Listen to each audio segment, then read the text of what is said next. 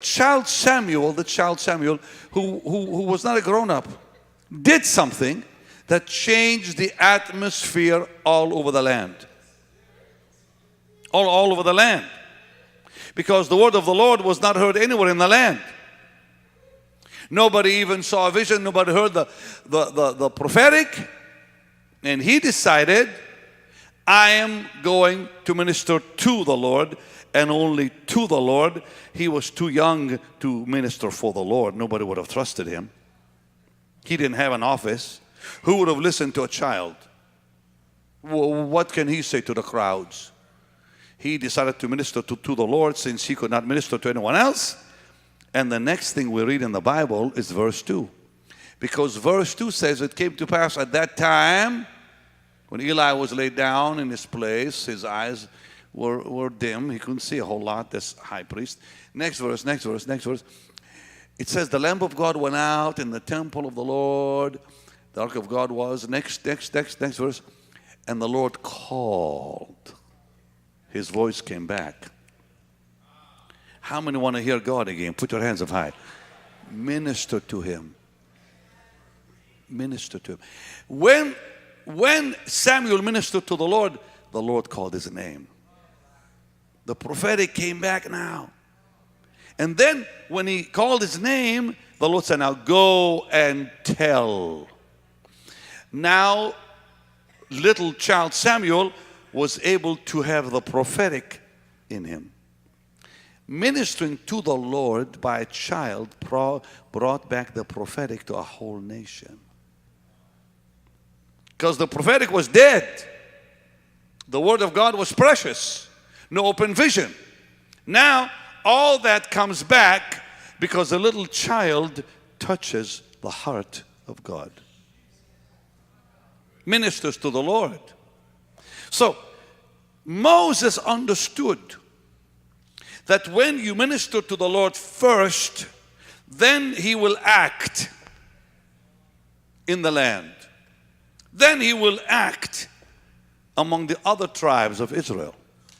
He will display his glory and power when you minister to him first. First.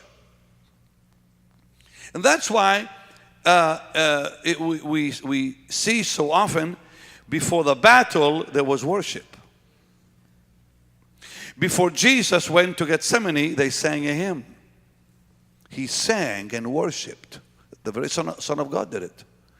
Paul and Silas, the earthquake came after they worshiped in the prison. It was always worship before God would act. Always touch his heart before he acts. And no one can touch his heart like you can. You missed that. Say, no one can touch the heart of God and move his heart like I can. Say it again. And move his heart like, say it again.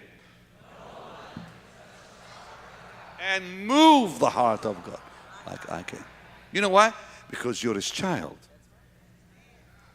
My children move me more than anyone else can move me.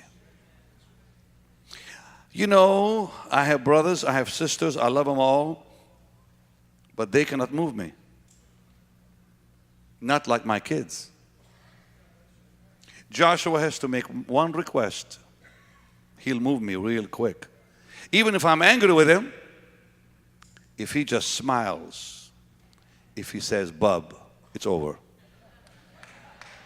I can be real mad at him. I can be so angry until my Joshua says, Dad, it's over. Now he can have everything I got. Take it all, because he's my baby. Think about God. Think about God. No one can move his heart like you can. No one can move him to act like his children. No one. Say no one. Now, the key is, how do I touch his heart? What do I do to touch his heart? Minister to him. Find that something in him he enjoys and do it.